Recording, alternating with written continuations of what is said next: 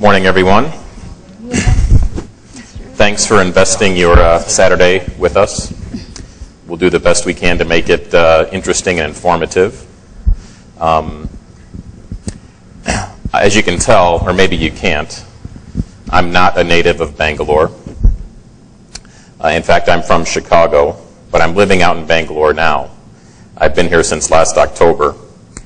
But last week, my son, my 22-year-old son, graduated from university back in the U.S. So my wife and I went back to see him graduate. He did actually graduate. We think, anyway. They called his name. He walked across the stage, so we believe he actually graduated. So anyway, I flew back to Bangalore last night. Got in about 2 in the morning. So I'm good right now, but I can't promise that later today I'll be, I'm sure jet lag will set in at some point. I'm sorry? It was touch and go, but he did get his degree, and actually he's a good kid, so we're fine with that. But thank you again for investing your time with us this morning. By way of introduction, it was mentioned, but I need to ask the group a question. Raise your hand if you were born after June 18th, 1984. Go ahead, raise your hand. It means you're young and smart. But for those of you who did raise your hand, that means that I've worked for Accenture longer than you've been on the planet. Because that's the day I started with the firm, in the Chicago office. So today, the name of the session is called Shaping the Future. And we're going to spend most of today on the future. But as we all know, if you want to understand the future, you need to at least understand a little bit about the past.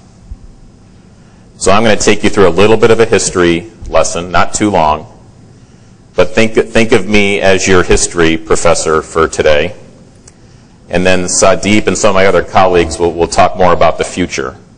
But as I said, I think it's important to understand a little bit about the past. So if you will indulge me, and I'll try to keep the history part interesting. But I do think it's very important to understand the context of where we are today. So here's the slide, and this is, as I said, I've worked for Accenture my whole life, and as a consultant, you can get caught up in slides and PowerPoint. I don't have 87 slides to show you guys. I have 3. And I'll try to cover them pretty fast. But this is one slide in particular that we could stand here all day and talk about this slide. I won't do that. But there's a few key messages I want you to understand. So at the top of the page, if you can see it, that's a bit of a timeline.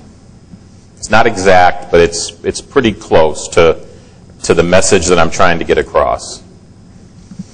But if you start back in the 1970s and 80s, when literally computers were first being utilized to simplify business, automate business. And this is when I started with the firm. The systems that we were building were basically standalone. So we have an era in systems development, maybe 70, and I'm kind of saying through 1990, where we built and developed and deployed a lot of standalone systems. So on purpose, the symbols on this page don't mean anything. They're just generic symbols. But in reality, what we were building was an order entry system that was different than your billing system, which was different than your accounts receivable system, which was different than your general ledger. And when I say different, I mean wildly different. Different languages were used, different databases were used, certainly different computing platforms. We had mainframe, we had AS400 at the time, mini computers. But the point is they were standalone. Still, it was a huge leap forward from, frankly, what were paper-based systems and very, very manual processes. So it was a very productive era in systems integration. But these were standalone systems. We built them pretty fast. We got them deployed. We automated a lot of functions. So there's a lot of goodness that came out of that era. But, as you see on the slide, there was some negatives.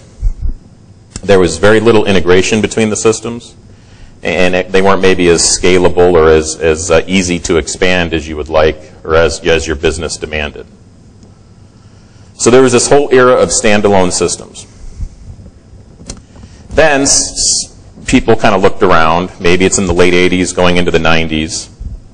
People looked around and said, this is good, but what can we do better? And I'm an application software guy. I've spent most of my career developing systems based on some kind of package application. I've done some custom work too, but largely package. And as we went into the 90s, we looked at this era. We kind of went into a new era. And the name of the presentation here is called Are We at the Tipping Point? I do think we're at a tipping point right now, 2012.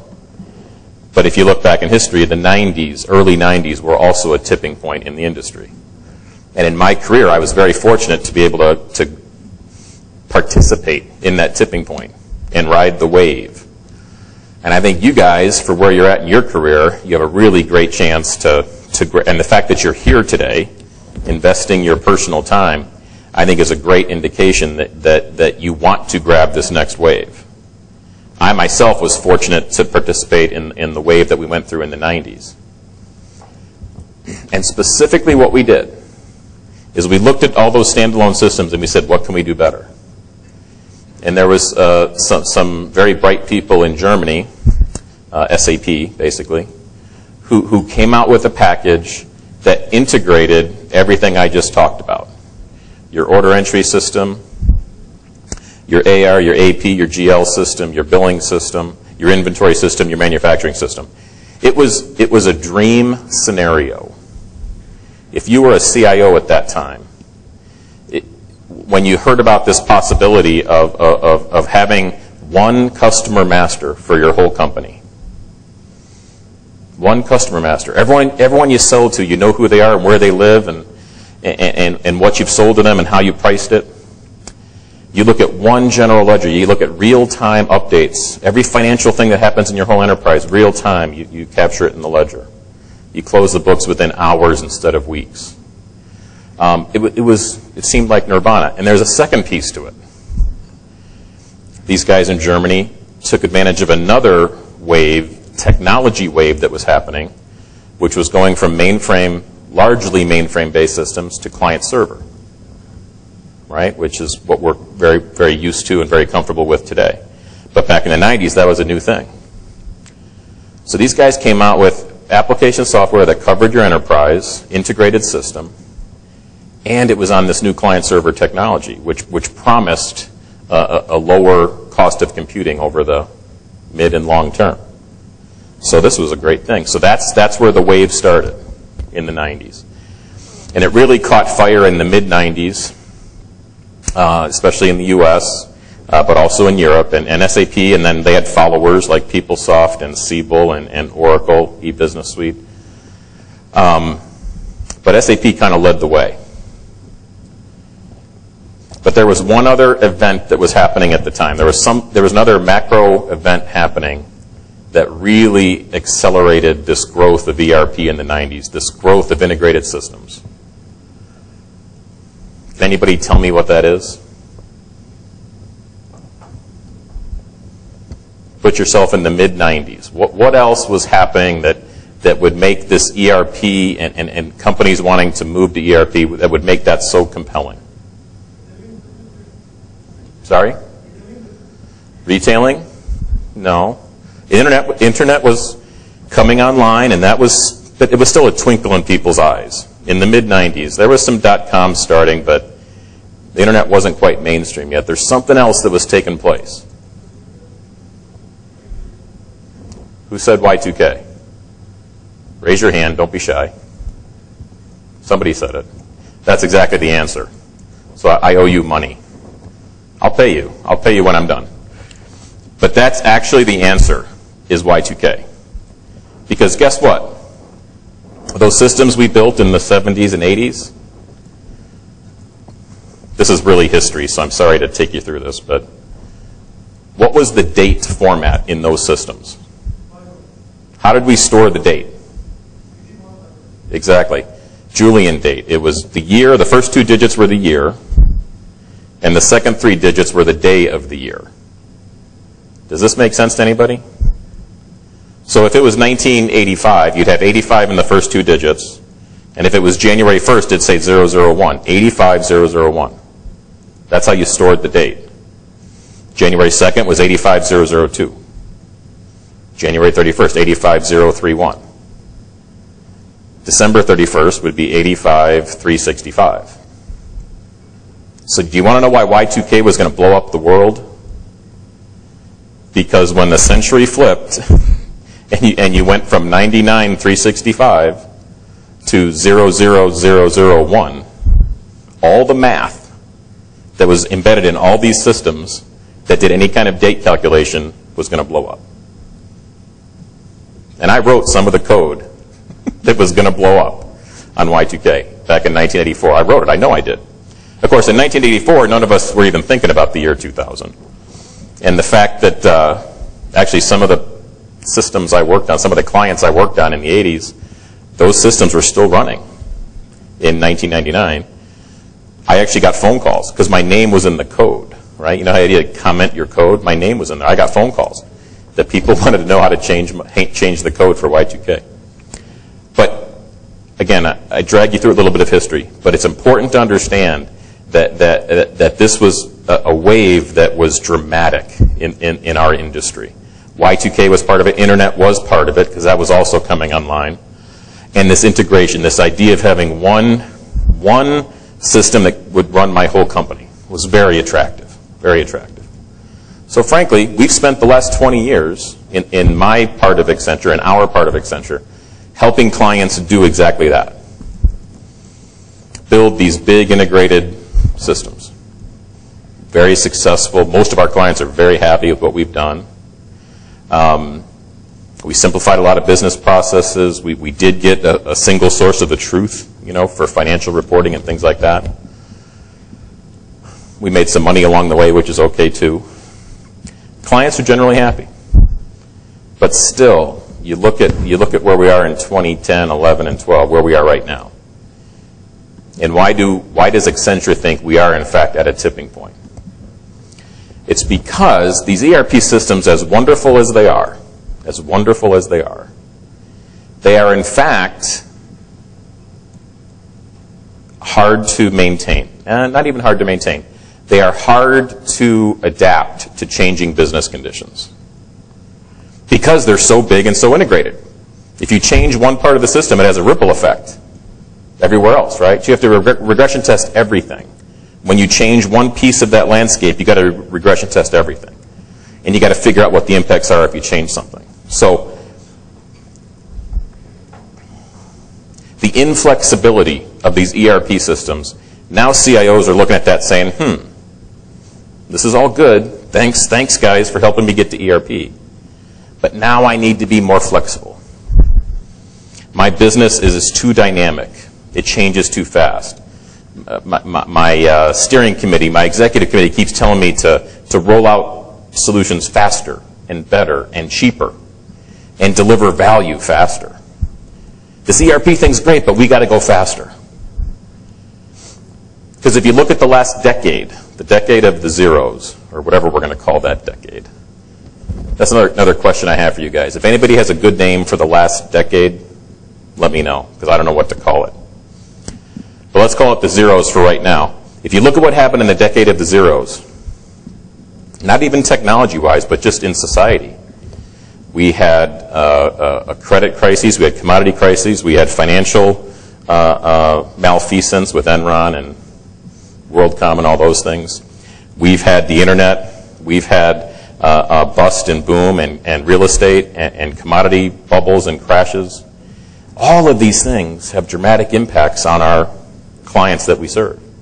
All of these things have impacts that ripple back to the systems that support those companies. That's where this demand for faster delivery is coming from. They just can't sit on their hands and wait. When they see an opportunity, they have to go grab it. So, and Sadeep and others will talk more about this, but I believe the era we're heading into, I'm calling it kind of the coordinated systems era. We don't want to go back to the crazy standalone days, no integration and no consistency. We can't do that. Maybe this ERP, this big systems era, as great as it was, we don't want to, we need more flexibility. So where we need to go is what I'm calling coordinated. Where ERP is still probably the backbone of your company, and if you don't have a strong ERP backbone, that's problematic. You need one, I believe. It's almost a prerequisite. But once you have one, all these things surrounding your ERP, and maybe one of those bubbles is a Salesforce solution, Salesforce.com solution to solve a pressing business problem, and you got to deliver the functionality fast. Maybe it's analytics, maybe it's mobility, maybe it's a new plant in China that comes online that you want to bring up fast, but you don't want to give it your full ERP footprint. I don't know what those bubbles are around it, but I know we have to build them. I know we have to deliver them. I know we have to have business value tied to them. And I know we have to do it in such a way that we don't go back to the era of standalone. So the data architecture, the integration architecture, the master data management around this coordinated system is very important. Heck, the network infrastructure is very important. Think of all the data that's going to be flying around. We're going to be sending images and pictures and high density kind of files around this crazy, like we've never done before. And all of it has to still be done in a coordinated fashion. So you guys, for where you are in your careers, this is the tipping point that you're going to have. Again, I've been around almost 28 years. I'm not sure if I'll be around for 28 more, but probably not. But you guys, maybe. You guys are going to be around for quite a while. You're going to live through this new era. This era of building systems and delivering value fast. And still doing it in a way that allows us to stay coordinated, that allows us to understand one view of the customer, single source of the truth, all those things that made the standalone era challenging. Make sense? Okay, that was one slide. And I'll cover this really fast. I think there's some key success. I've talked about it. ERP is still the backbone. Accenture has a real good practice of both SAP and Oracle. I think that's a prerequisite. Master data management is crucial. Integrated architecture. Software selection, I think we're going to see a lot more of that in the future than we've seen in the past. What software you pick to go around your ERP is going to be very important. Industry, functional capability. Maybe you're engineers, maybe you're somewhat technical in this room. But as Sanjeev said in the opening, understanding industry, understanding process, business function, we have to bring that to the party too. Because those systems that are surrounding the ERP are going to be built to solve a particular problem, an industry-specific problem. So we have to bring that. And then innovative delivery models, which I'll show you my last picture. The era before was this iceberg, by the way, big iceberg. We did a lot of big projects. Many of you guys probably in your careers did a lot of big projects, big ERP projects. But I think in the new era, and probably this picture would be drawn better if instead of just one big iceberg out there, there was several, smaller icebergs. Because I think an average deal size, an average project may be somewhat smaller than what we saw in the past, but we're going to have many more of them. There's going to be more demand for delivering systems faster.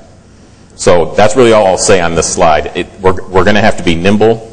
We're going to have to be value focused. We're going to have to understand the technology. And we're going to have to know that what we're building is still being done in a way that keeps it coordinated, that keeps it with a single source of the truth, as I said before. So that's the challenge to you and your generation, right? Again, maybe I'm part of the old generation. But this is the exciting part of where you guys are in your careers. And this is the wave that you guys are going to ride. And it's going to be fun. It's going to be a lot of fun. So thank you again for your time this morning and investing some of your valuable time with us. And I wish you the best of luck wherever your career may take you. Thanks.